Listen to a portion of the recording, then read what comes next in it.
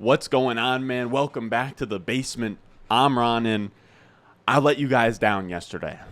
I told you guys I would post daily, I would live stream daily, leading up to the NFL season. We get to kickoff yesterday, and everything that could go wrong went wrong. I am the unluckiest man in all of America. The editor that was trying to get to me this video, as you guys know, these videos, the running back start sit video, you guys absolutely killed it. I asked for likes and comments on it because the algorithm does me dirty in season. You guys absolutely crushed it. But as you guys know, the graphics are a lot, right? There's graphics for every single game, all 32 teams, and it takes a lot of editing help. So I had to wait for the file to get to my house. I had to wait for the hard drive to get dropped off at my house. I had a buddy of mine help me out with editing it. And then I had to do all the graphics myself on this one. So it took a lot of time. And then 6:30 comes around. I'm about to upload it, right? After hours of working on this video, and the power goes out with 5 minutes left to upload. Crushing. Because I was going to get it out at 6:30. I was going to stream at 7:30. We were going to do a couple puppies to sort of kick it off into the season. And my power was out until like 12:30 last night. Ended up going to a buddy's house to watch the game. Just worst case scenario. So I decided we'll take out the Thursday night game. I recorded the Thursday night part of this video already, but we're cutting it out. We're going to kind of just start from scratch here. We're going to talk about the Sunday slate and the Monday games. We're going to go through every single matchup and talk about every single fantasy relevant wide receivers. So that was a lot of explaining up top, but let's not waste any more time. If you enjoyed the video at any point, make sure you go down below, subscribe, leave a like. Let's go. Thirsty, trying to choose. I know I'm pretty cool. My nitty bag. Now, before we get into the first game, I just want to explain up top here because I explained it during the Thursday night game, so I had to cut it out. But you guys loved how I sort of broke it down between starts, RB2 streamers, and sits for the running backs. And I want to do something similar for the wide receivers because, again, I think that the format of start sits is flawed, right? It's not that binary. We have flexes. We can't really start wide receiver 1 or wide receiver 2s in every single spot. So instead of me just calling the top 20 to 25 wide receiver starts, it doesn't really help us when we're deciding between, Tyler Lockett, Amari Cooper, Drake London in that last flex spot. So we're going to have starts, flexes, and sits. And flexes are just guys that are probably in that wide receiver like 35 to like 50 range of guys that you can flex if you need to. I just figured we would give a little bit more nuance since I preach flexing wide receivers so much on this channel. Now, with that being said, this is going to be the Saints-Falcons game up top here. We have the Saints as minus 5.5 point favorites on the road in Atlanta versus the Falcons. This is an over-under 42.5, and this is one of the lower point totals of the week, but I was talking about it yesterday, and just Falcons-Saints dome games feel like they can be a shootout at any point in time. Now, I wouldn't expect that to happen. I think it's in the cards, but if it isn't a shootout, we could see an ugly, slow-paced rushing game from the Saints where it's just a 17-9 type low-scoring game where there's not a lot of fantasy points to go around. Now, on the Saints side of the ball, we expect them to be in control all game, and we talk about Michael Thomas up top. He's a start for me, where when we talk about the Falcons, they have a solid duo of A.J. Terrell and Casey Hayward at cornerback, but they still allowed the 8th most fantasy points to opposing wide receivers last year as a bottom 5 pass DVOA defense. So I think Jameis Winston will spread it around early until the Saints eventually close the game out with the run game. So there's not going to be a lot of passing volume, but I do think there's going to be some efficiency there, and I do believe that Michael Thomas will be the lead for targets. It's just going to come down to health. And we have a report from Jeff Duncan here saying, I'm told Michael Thomas was present at the Saints closed walkthrough on Monday. Another positive sign for his playing status on Sunday. Today's practice is the first installation of the game plan for the Falcons game, a critical one for Thomas and the Saints. He's in the game plan. He's on pace to play in the game on Sunday. This isn't a smash spot by any means, but I think Michael Thomas is a fine low-end wide receiver 2 this week if he's healthy. Then we have Chris Olave, where if I could sit him, I would. This game isn't going to really be a high-scoring affair with the Saints having a lead for a lot of the game. Not sure any receiving option outside of Michael Thomas is really startable here. It's tough to gauge with rookie wide receivers what their role is going to be early on. You'll see most of the rookie wide receivers on this list are all sits this week. I'd like to see a game of Chris Olave before rolling him out, especially with him being listed as the wide receiver 5 in the Saints week 1 depth chart. Now, depth charts don't hold a ton of weight, but it's just something to monitor where I'd like to see him have starter snaps, starter reps, starter routes before starting him in my lineup. Same goes for Jarvis Landry, where the only time that Jarvis Landry becomes interesting as a start is if Michael Thomas can't go or he's not himself or he gets hurt again, and then Jarvis Landry comes into the slot and is a perfect, back-end wide receiver 3 type play. Until then, he's a sit.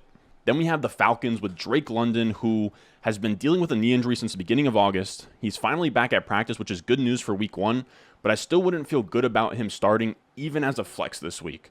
Could be in a limited role. He'll still be playing a tough Saints defense that has Marshawn Lattimore. They were ranked top 5 in coverage grade last year in pass DVOA.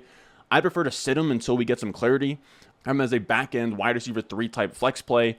I'd say he's startable as long as he gets a full week of practice in here before the game. Then we have the Browns at the Panthers. This is Baker Mayfield's revenge game. The Panthers are -2.5, 40.5 point over-under, the lowest point total of the slate.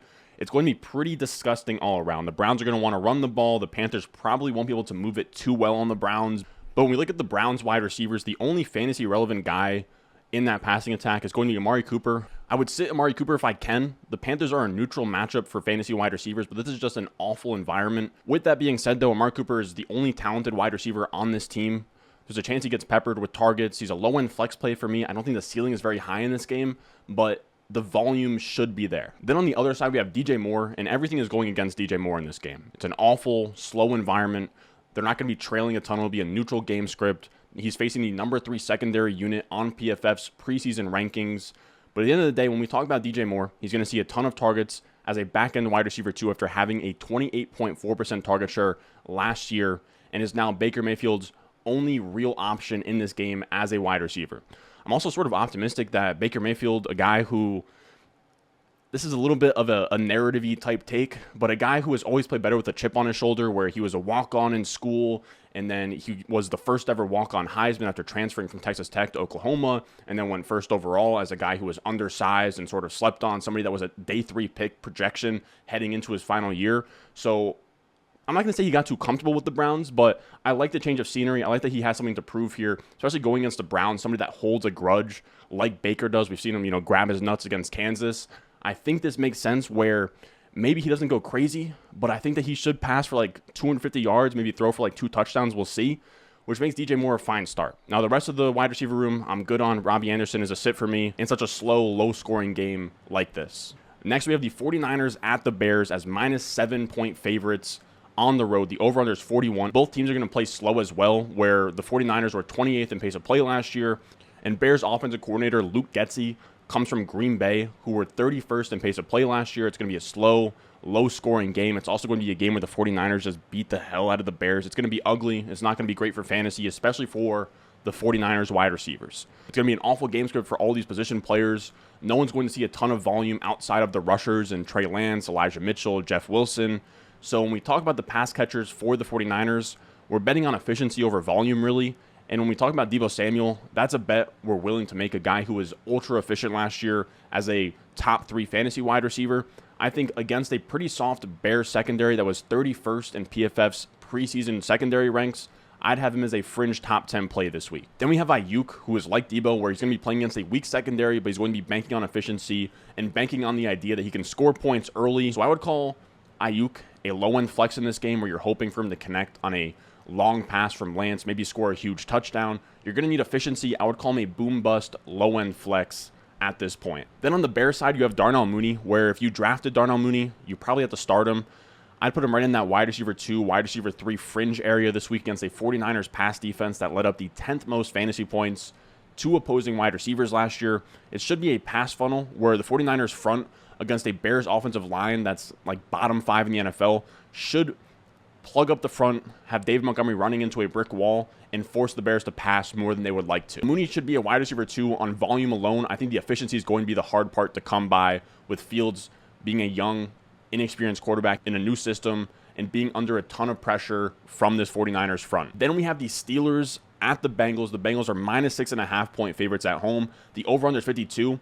So there's going to be a ton of points in this game. The Bengals should win pretty comfortably, which makes a game script where the Bengals should score early and then sort of sit on a lead late, while the Steelers probably start slow and then have some garbage time points later. And I think it'll be a good environment for both sides. And when we talk about the Steelers wide receivers, this is a good game script for the pass catchers here as 6.5 point underdogs. They have to pass the ball to stay in the game versus the Bengals. It just comes down to how much efficiency these wide receivers can squeeze out of Mitch Trubisky in week 1, in addition to how much volume each of these 3 wide receivers will see.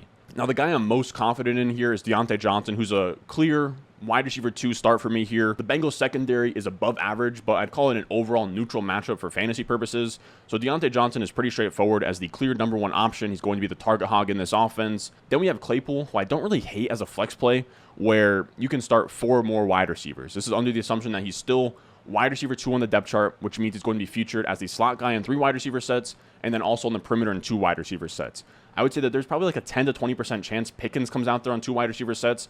I would say it's unlikely in week 1, though. So while we still have this role for Claypool, he's going to be out there in all situations where he'll be the slot guy, getting, passes underneath, winning with efficiency after the catch, and then also having high ADOT perimeter, deep targets late in the game in garbage time. So I think that combination makes him a boom bust flex for me this week. Again, a low end flex, boom bust, risky type guy, but I think he's someone you can put in the flex if you need to. Which then brings us to Pickens, and like most of the rookies on this list, I want more clarity on his role before being comfortable starting him. These are guys that you want to start week 4, week 5, week 6, not out the gates in week 1. Then when we talk about the Bengals wide receivers, this is not a great game script as 6.5 point favorites at home. But this Bengals offense should still have no problem torching a Steelers secondary, who are 28th ranked secondary, without a single player on their rookie deal. These are all old guys who can't really keep up with guys like T. Higgins and Jamar Chase. So I think they're going to have a hard time covering these type of guys. And we should see Burrow have more time to hit guys like T. Higgins and Jamar Chase deep with their new and improved offensive line, with guys like Lael Collins up front. So Jamar Chase obviously is a top 5 play. T. Higgins is a wide receiver 1 in this matchup as well. Someone who had 7 for 115 and a touchdown last year in one of his games against the Steelers. And then I would even have Tyler Boyd as a low ceiling PPR flex play, where this is going to be a soft matchup against the Steelers defense. PFF has Tyler Boyd in an excellent matchup versus the Steelers slot corner Arthur Mallett. I don't even know who this guy is, but he should be able to get open underneath against the slot guys, with T. Higgins and Jamar Chase kind of forcing the Steelers into 2 deep, backing off, pushing things out, clearing things for the underneath routes for Boyd. I don't think it would be crazy to see him have, like 7 for, 77, maybe sneaks in a touchdown.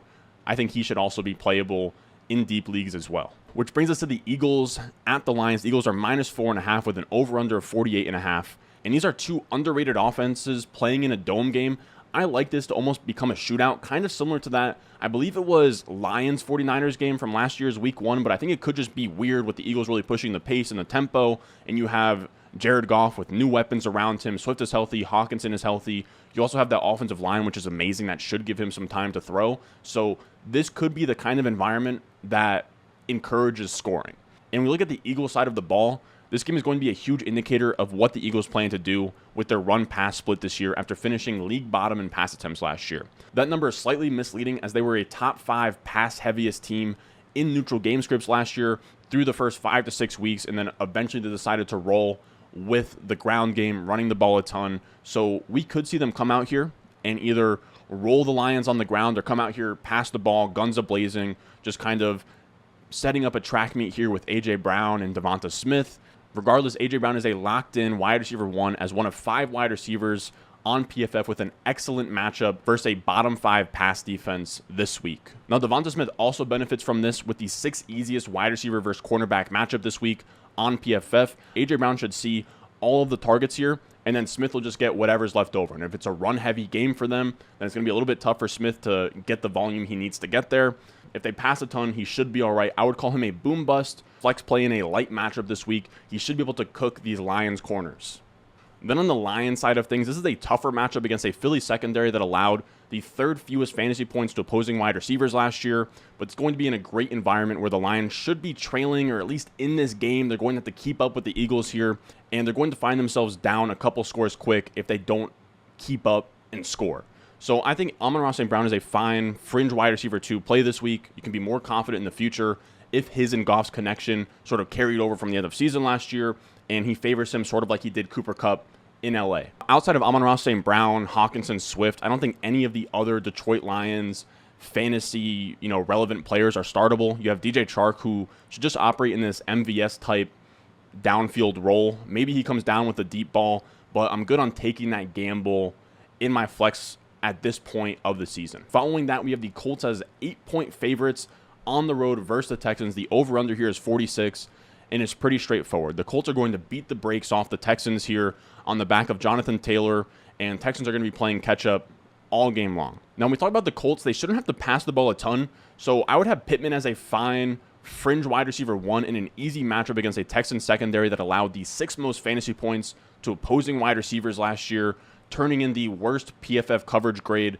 last season. Then we have Paris Campbell and Alec Pierce, both guys that I think aren't startable in this matchup. I'm not really starting any Colts pass catchers outside of Pittman at this point until one of them kind of proves themselves. And on top of that, there's not going to be a lot of volume to go around in this game anyways. Which brings us to Brandon Cooks. I think he's a fine wide receiver 2 play this week. It's going to be a neutral matchup versus the Colts secondary in a perfect game script where the Texans are going to be forced to throw the ball a ton. Cook already has a great connection with Davis Mills after commanding a 26.9% target share last year. He's going to be in line for massive volume this week. Whether the efficiency is there or not, that's to be determined, but he should have every opportunity to get there this week. Then we have Nico Collins. You can make the case that he can be flexed in 2 wide receiver 2 flex leagues or 3 wide receiver 1 flex leagues, just given how much the Texans will have to pass against an average passing D in the Colts, but I'll hold off for now. He had 0 top 30 finishes last year. I would like to see it first before putting him in the lineup. Next, we have the Patriots as 3-point underdogs on the road in Miami.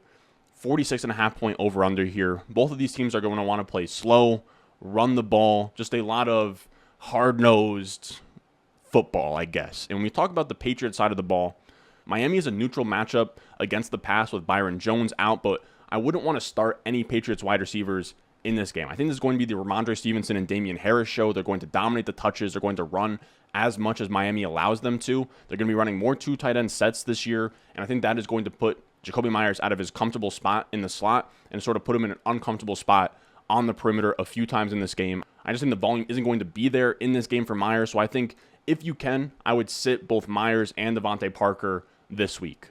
Then on the Dolphins side of the ball, you can't sit Tyreek Hill. If you drafted him in the 2nd round, you're going to need to start him. This is a great matchup here against a Patriots secondary that's sort of a little bit overrated. They lost J.C. Jackson last year. They're coming in as PFF's 26th ranked secondary this season. Now, PFF also has Tyreek Hill as one of the 5 wide receivers this week with an excellent matchup. He's a top 10 play for me this week. He's going to have to win on efficiency, but that is what he has done his entire career. Then we have Waddle, and really the only question mark with Waddle is his health. He's been dealing with this lower body injury since the beginning of August, but he's on track to play week 1. He's finally shedding his leg sleeve. He should be good to go. And Mike McDaniel said he's very, very confident Waddle will play in week 1. So if he does play, I think that he's in play to pop off against a soft Pats defense in the underneath game as a yak volume type wide receiver 2. He commanded a good target share last year at 24.8%.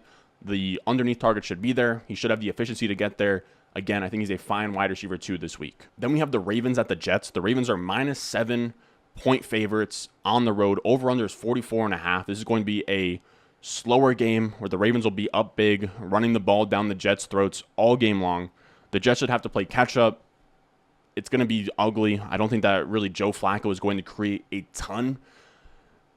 It's going to be a tough watch for the Jets fans out there. Now, when we talk about the Ravens wide receivers, some people out there are going to say, this is the same old Jets. The Jets secondary is really bad after finishing last in pass DVOA last season, but they've made some solid improvements. They are now the 17th ranked secondary according to PFF heading into 2022.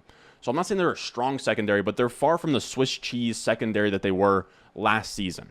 PFF has 40 of Bateman's 49 projected snaps against below average matchups and DJ Reed and Sauce Gardner on the perimeter. I still think that Bateman's a fine flex play, but I wouldn't fire him up as this locked and loaded wide receiver 2 in a really easy matchup here. I think this is going to be a game where they're not going to really need to pass the ball a ton, and this Jets defense, especially the secondary, is better than it's getting credit for. Now, when we talk about the Jets pass catchers, the Ravens passing D was awful last year. They led up the 2nd most fantasy points to opposing wide receivers. We all know the Jamar Chase game where he just absolutely dusted Marlon Humphrey all game, but they're coming into this year as PFF's number 1 ranked secondary with the return of Marcus Peters. They added Kyle Hamilton. They added Marcus Williams. It's going to be a completely revamped secondary. So this is going to be pretty ugly for Joe Flacco, where he's going to get the start at quarterback. There's not going to be a ton in the run game against this defense. There's not going to be a ton in the passing game. It's going to be really ugly. But the silver lining here is that they're 7-point underdogs. There should be a lot of pass attempts to go around here. And in Flacco's lone start last year, Elijah Moore had 11 targets, 8 catches for 141 yards and a touchdown. Joe Flacco threw for 39 times in that game. It's not pretty, but I think Elijah Moore is still a volume-based wide receiver 3 flex play this week. Now, outside of that, This is extremely ugly. I wouldn't play Garrett Wilson. He's too buried on the depth chart as a rookie out the gates, and Corey Davis will have to prove to us that he should be flexed even in bad matchups like this. For now, all other Jets wide receivers should be on your bench. Next, we have the Jaguars at the Commanders. The Commanders are minus 3-point favorites at home with an over-under of 44. So this is going to be a close, low-scoring game. Maybe we get one of those off, two bad teams end up in a shootout. Maybe that happens, but if things go the way that Vegas plans it to, there's not going to be a ton to write home about. So when we talk about Christian Kirk on the Jaguars side of the ball, I think he's a fine flex this week against what should be a pretty beatable secondary in Washington, who allowed the 4th most fantasy points to opposing wide receivers last year, finishing in the bottom 5 in pass DVOA.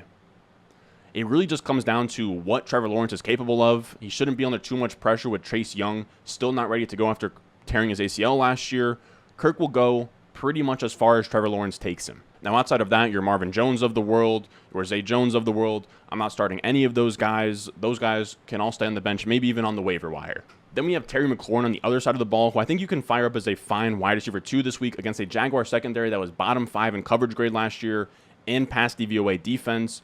They should improve this year, right? They're a young secondary, but I think it's still a light matchup that McLaurin shouldn't have much issue beating.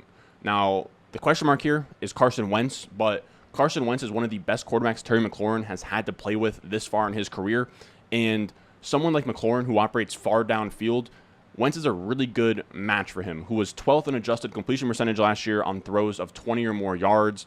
Against the secondary, it's possible we see McLaurin connect with Wentz behind the defense on a huge gain as the number 1 target. It's not going to be a pretty game, but I think he's a fine wide receiver 2 with big boom upside as a fine volume play. Then we have Jahan Dotson here, and he seems to be one of the few rookie wide receivers that has already earned the number 2 spot in 2 wide receiver sets. Still, I would hold off on calling him a flex for now. We still don't know how many points he'll put up, how much volume he'll be seeing. All we know for now is that he'll be getting routes. Next, we have the Giants at the Titans. The Titans are minus 5.5-point favorites at home. The over-under is 43.5.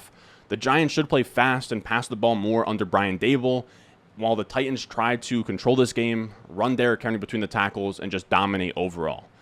Now, when we talk about the Giants, this is a matchup that should play into the Giants' pass catcher's hands, playing from behind, being forced to pass against a Titans defense that allowed the 3rd most fantasy points to opposing wide receivers last year. But it's really tough to trust any of them. You have Kadarius Toney, who had knee and hamstring injuries all offseason, but apparently he's good to go for week 1.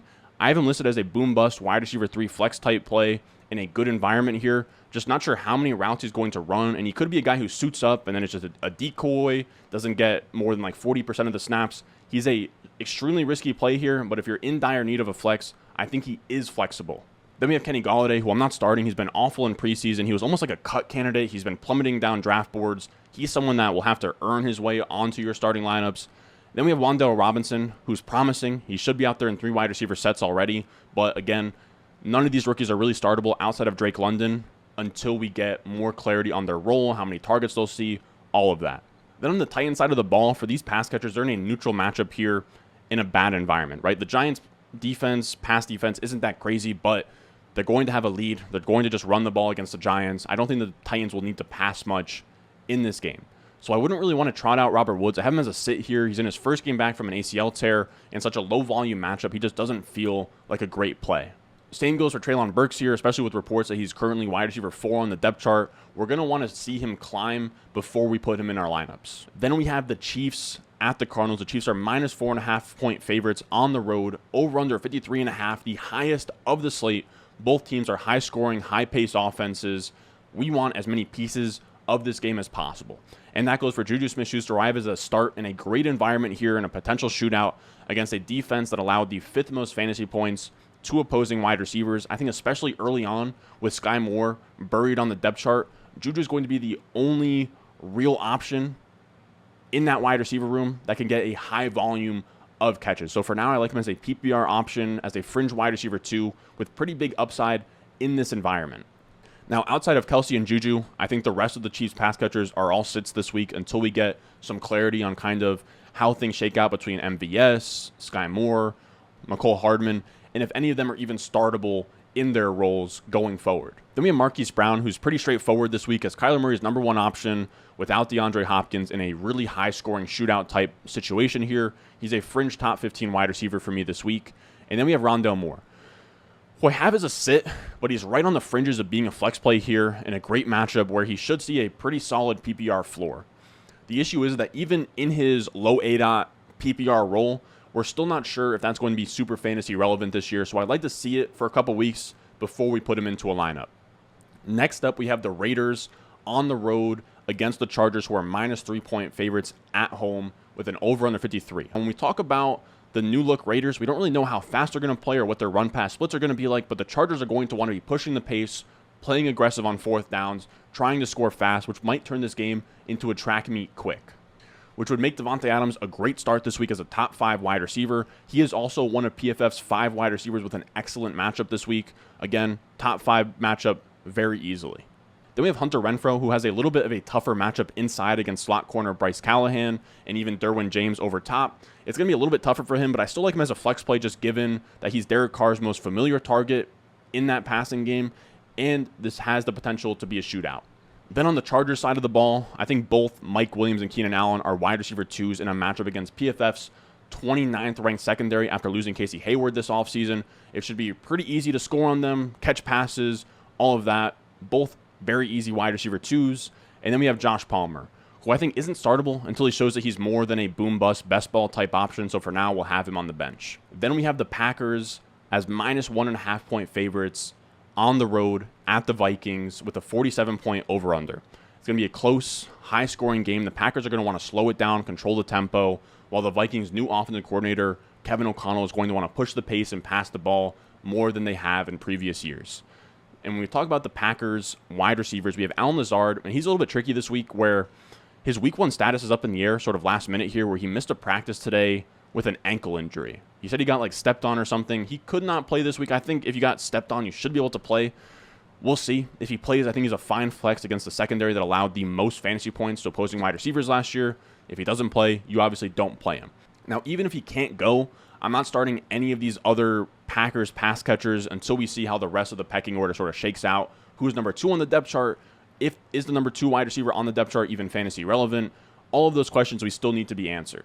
Which brings us to Justin Jefferson, who's obviously a top 2 option this week as the top option in Kevin O'Connell's new modern offense in a neutral matchup at home. Then we have Adam Thielen, who I'd put as a flex play here, a high-end flex play, where again, it's not going to be a great matchup here. It's about neutral, but there should be scoring from both sides of the ball, along with more passing from the Vikings than we've seen in previous years. I'll call KJ Osborne a sit for now, but he's someone to keep an eye on that could really emerge in this offense if they run more 3 wide receiver sets this year and he becomes more of a featured piece of this offense. But for now, until we see that, I have him as a sit. Then we have the Sunday night football game where the Bucs will be minus 2.5-point favorites on the road against the Cowboys with an over-under of 50. This is going to be a really fun game. These teams were both top 2 in pace of play last year and points scored. There's going to be a lot of plays, a lot of points here. We want to start the pass catchers in this game. So obviously Mike Evans is going to be a start as a locked-in wide receiver 1, and he gets a bump if Chris Godwin can't go. And that's kind of where the question marks start with the Buccaneers passing options, where Chris Godwin, we don't know if he's going to play. His week 1 status is still in the air. Apparently he's shed his knee brace, but he's still wearing a non-contact jersey, but he's also still fully participating in practice. So it does seem like a pretty clean 50-50 right now. I've heard reports that even Godwin doesn't know if he's playing on Sunday.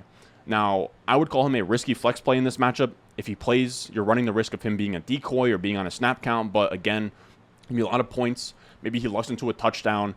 Again, I would have him as a low-end, boom-bust, risky type flex play. And if Godwin plays, I'm not really interested in Julio or Gage until we see how those roles shake out and if they're even fantasy relevant behind Evans and Godwin. But I will say if Godwin doesn't play, I think Gage is worth a flex as pretty much the pseudo Godwin who's going to play in that slot role and kind of operate in that, not Wes Welker-ish, but Julian Edelman, Danny Amendola kind of role for Tom Brady if Chris Godwin should miss time. On the other side, we have CeeDee Lamb, who I have as the only wide receiver that I even really want any part of in this Cowboys passing game. He should be a locked-in top 10 option this week. Even against a pretty tough Bucs secondary, there's going to be a lot of scoring. He's going to be the number 1 option for the Cowboys. He should be locked in as a fine wide receiver 1. I have Jalen Tolbert as a sit here. I don't think any of these other Cowboys wide receivers are worth it as starts or flexes or anything until we see somebody emerge with a meaningful role, and that might not materialize until Michael Gallup comes back.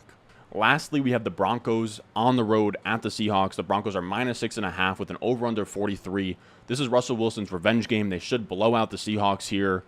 And that makes it sort of a tricky environment for the pass catchers where if you drafted Judy or Sutton in the top 5 rounds, you're going to have to start them. But it's going to be a bad environment that's probably going to shift towards or slant towards the run in this game. But I do think that Russ is going to want to put on a show. He's always been efficient. So I think both wide receivers, Sutton and Judy, are back-end wide receiver 2 plays that should get there on efficiency, not volume. I have KJ Hamler as a sit here. There's not going to be enough volume to go around for a third option. I think Hamler is more of a DFS play where maybe you're hoping for 2 catches for 70 yards and a touchdown, but in redraft managed leagues, he's not really an option. Then we have DK Metcalf and Tyler Lockett, where this is going to be a neutral matchup against the Broncos secondary and what should be a game script that actually promotes the Seahawks to pass the ball. The issue is that the Seahawks always run the ball no matter what. Carroll has shown a tendency to not really care what the game script really dictates, so we're hoping they pass the ball more. We're not sure what is going to happen.